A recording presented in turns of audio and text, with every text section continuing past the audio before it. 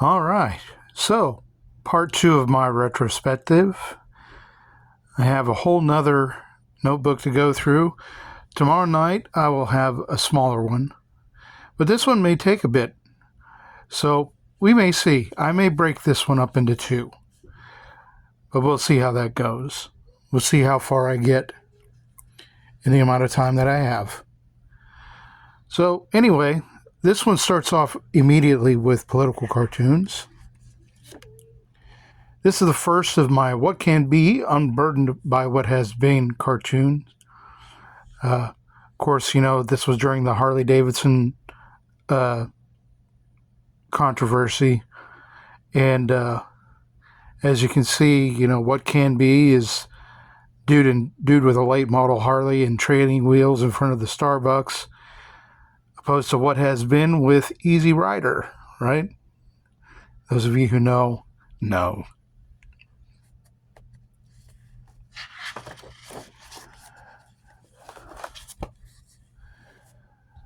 This one addresses that particularly sticky problem that Disney is having with their Snow White movie. Rachel Zegler just being a complete and utter you-know-what. And reference to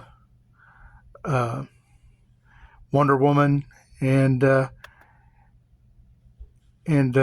being prettier than the Queen being prettier than Snow White, basically.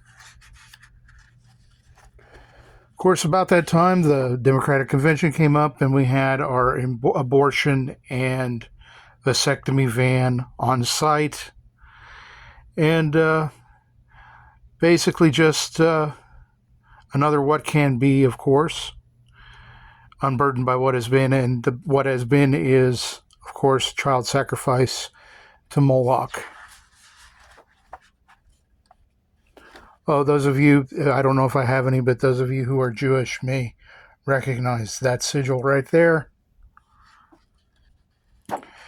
We had revival at my church, so I had to sort of go out of the loop for a bit, so that's why I ended up doing a few of these, what I called I Told You So, which is basically a bunch of writers that pretty much warned us of where we were going. First, of course, being George Orwell with 1984. Next being Alexander Solzhenitsyn with the Gulag Archipelago. One of the most terrifying books you could ever possibly experience, I'm afraid. But it chronicles his experience as a Zek in the Gulag in the 40s and 50s. It's an amazing book. If you can hack it, go ahead and read it.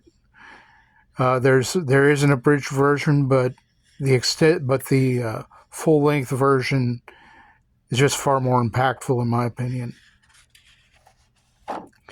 Originally, I was thinking, along with Solzhenitsyn, to do Viktor Frankl's Search for Meaning, but instead I went with a more personal one, C.S. Lewis's Screwtape Letters. I don't think there's a better description of the devil and his wiles than his book, The Screwtape Letters. Theologically, he's not always sound, but this book is pretty solid. Of course, Trump and Kennedy joining up right after the convention really invalidated any gains that the Democrats made during the convention, if any. So I made it up like an old Marvel team-up cover. And those of you who know what normal men means, more power to you.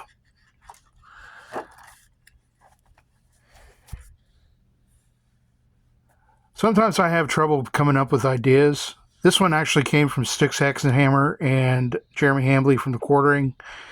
They said, do one about the upcoming debate. And so I made one about Tulsi helping Trump train for the debate. Very much like Rocky. She says you're going to eat fake news and crap covfefe, So there's that. Oh. There was some, Sean Hannity had a valid complaint about the debates whenever they were upcoming, that he thought that George Stephanopoulos had far too much influence and sway over the upcoming debate. So that's where this one comes from. Of course, now with Stephanopoulos having to pay Trump, that's makes it so much more sweet.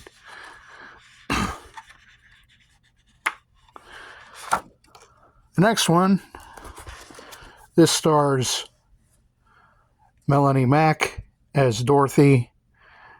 Of course, Mark Zuckerberg as the great and powerful Oz. And then the man behind the curtain is Fauci. This was about the time that Zuck was trying to say, oh, well, I guess mistakes were made. The reason I came up with this one is because Melanie has a dog named Zoe, which is a Maltipoo, and I just thought, oh, that might work.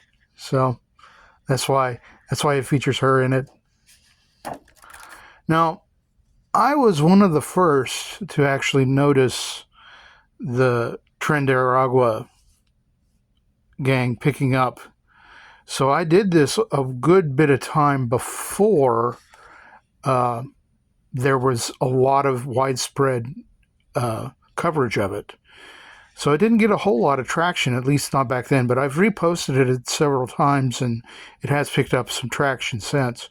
But, I thought, well, gee, since they're all in Aurora, Colorado, let's make them up like South Park characters. So that's where this one came from. There's some sketches.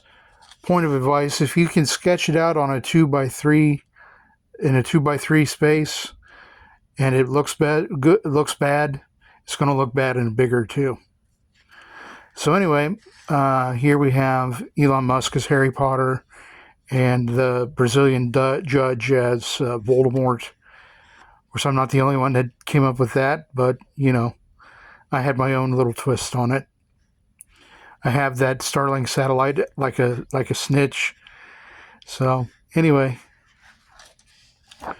this one is about the Californians giving preferential treatment to illegal Mexicans over their indigenous black population. I thought that was rather unseemly.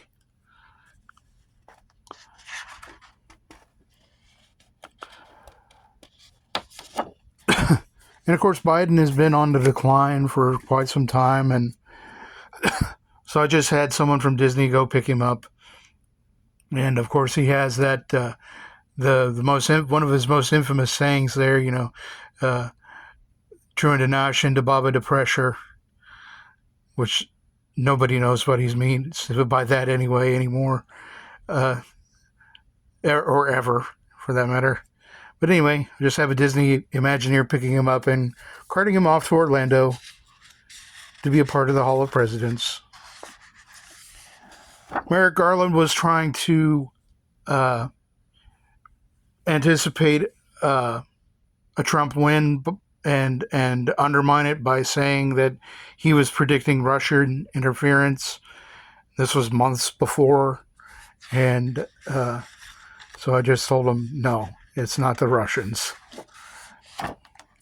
Conor McGregor came out a while back and said, hey, I think I might run for either Prime Minister or President of Ireland. I don't know which they have. I think it's Prime Minister. I could be wrong. So I made him up like a Tekken character, basically. You all probably know who those are. This is my first ink wash cartoon I did. It's after Gustave Doré tossing Adam and Eve out of the Garden of Eden, and only in this case it's Lauren Chen and Taylor, I can't remember his last name off the top of my head, but due to the Russian kerfuffle, them being tossed off of YouTube. So basically expulsion out of a Garden of Eden. This one was done in the style of Ralph Steadman.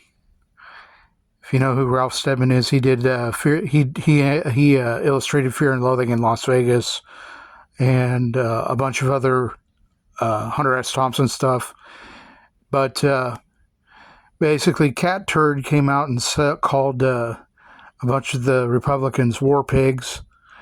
So I drew them like that because Ralph Steadman also did a version of Animal Farm where he did the pigs like what I did, and basically just had to wrote in the bridge to the song War Pigs in there. Politicians hide themselves away. They only started the war. Why should they go out to fight? Because they leave that role to the poor. Time will tell. They're on their power minds, making war just for fun. Treating people just like pawns in chess. Wait till their judgment day comes. Of course, now, to the best of my knowledge, War Pigs was written by Geezer Butler, which is why I put him down there. Anyway, this one was a lot of fun to do.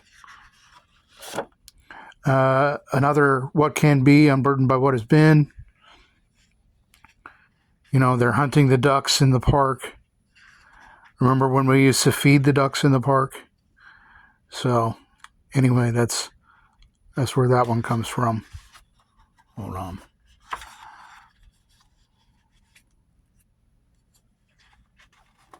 There we go.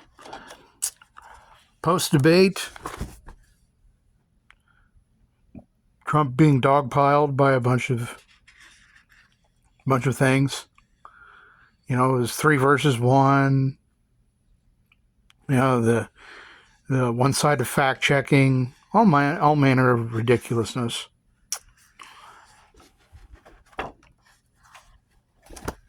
course, the infamous, they're eating the dogs, so I made Trump a friend to all the animals. Eating the dogs or eating the cats. But someone pointed out to me after I had posted this, I have no cats in this. It was this sort of a big mistake on my part. I was like, oh, we all have that moment sometimes. Here's a Laura Croft. And then Kamala's patented answer for everything. Let me tell you about my middle-class childhood. Madam President, the question was about how your policies will help the economy. And then let me tell you about my middle-class childhood. Now, this one was actually done after the next one because I started this one on a Sunday, and that particular Sunday, we had assassination attempt number 2. And so we didn't have as much information out then on that Sunday as we do now. So my supposition was that it was Carl Spackler that did it.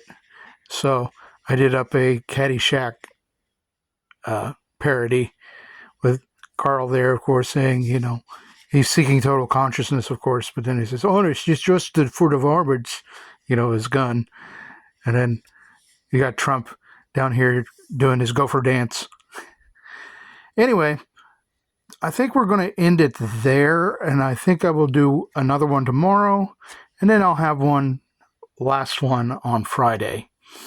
So anyway, thank you for watching. Thank you for being with me throughout this whole thing. I've really enjoyed all the feedback that I've been getting. I've had very